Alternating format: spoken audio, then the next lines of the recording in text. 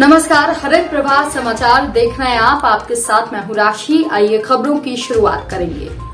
अतिक्रमण को लेकर मनगांव में कांग्रेस पार्टी और नगर वासियों के द्वारा विरोध प्रदर्शन किया गया और तहसीलदार को ज्ञापन सौंपा गया। उन्होंने पैसे का लेन देन किया है, लोग आरोप लगा रहे हैं यहाँ पे। बोले थे कि 1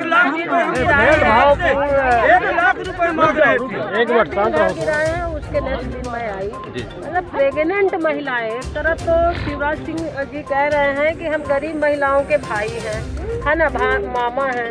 अब प्रेग्नेंट महिलाओं को खींच के अधिकारी और जो भी कर्मचारी वहाँ के तो उनको फेंक रहे हैं।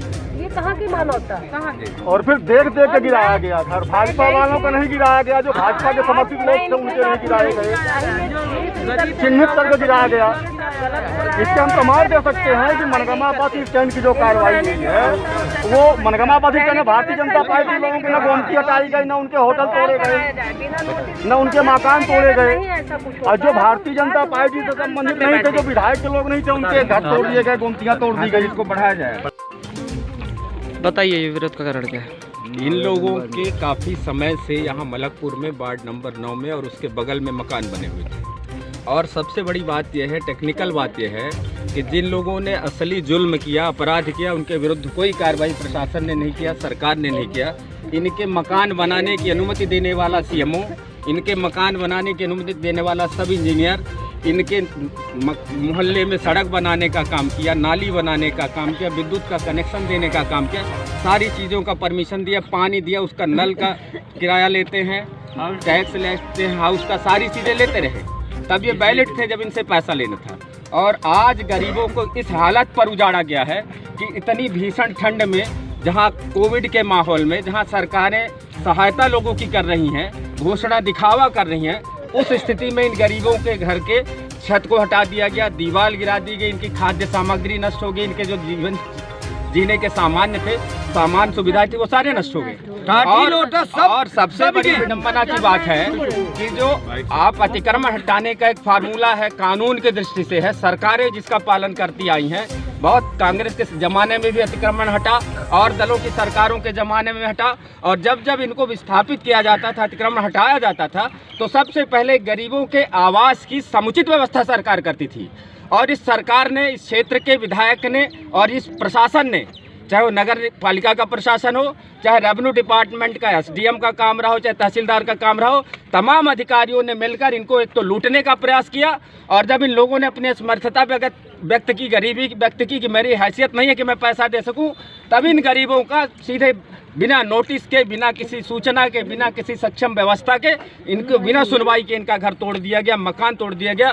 आप देख लीजिए, चैनल में दिखा दीजिए, ये इतने छोटे छोटे बच्चे ठंड की स्थिति में, ये कोई धन्ना सेठ लोग नहीं है, हजारों लोग यहाँ सरकारी जमीनों पर कब्जा किए हुए बड़े बड़े लोग, पूंजीपति लोग, और उनकी गुलामी सरकार करती है, सरकार के प्रतिनिधि गुलामी करते हैं। लेकिन प्रशासन तो कह रहा है कि हम तो सभी का गिरा रहे हैं। नहीं, सभी का कहाँ गिरा रहे हैं, इन गरीबों का गिराया है। आप पता लगा लीजिए, एक भी बड़े आदमी का मकान कहीं गिरा हो। और जब किसी का नहीं गिरा, जब अतिक्रमण हटता है तो सिर्फ उन्हीं हरिजन का, आदिवासी का, आर्थिक रूप से गरीब कमजोर लोगों का होता है। और जिस तालाब के सौंदर्यीकरण या विकास के लिए खाली कराने का काम है, वो नगर पंचायत का ऑफिस जो है, मांगलिक भवन जो है, वो सारे भवन सरकार के ये तालाब पर बने हुए हैं और उसके लिए वो सब व्यवस्थित हैं। ये गरीब इतने बड़े आतंकवादी थे, ये इतने बड़े जुल्मी छोटे छोटे बच्चे थे कि इनको ठंड के दिनों में सरकार को रहम नहीं। ये ज्ञापन है एसडीएम साहब का, उपस्थित हैं, साहब उपस्थित नहीं है।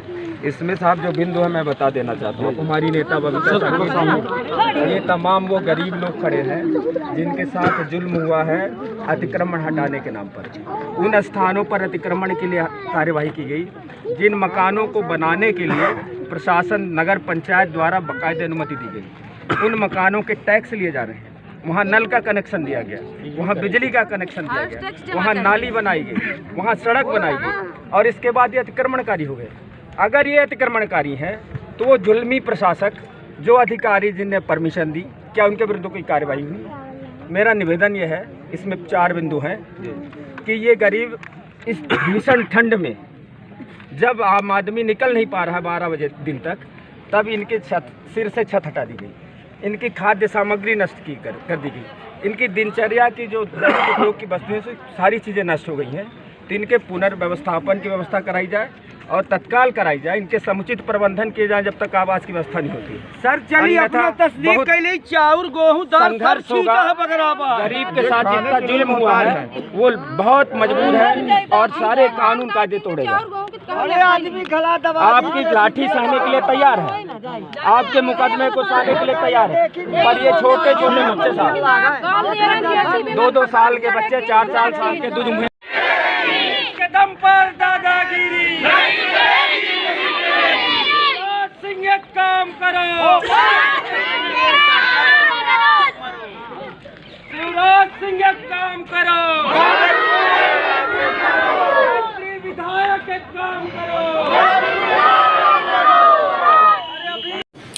इस बुलेटिन में फिलहाल के लिए इतना ही। और भी खबरों की अपडेट्स के लिए आप बने रहिए हरित प्रभा समाचार के साथ। नमस्कार।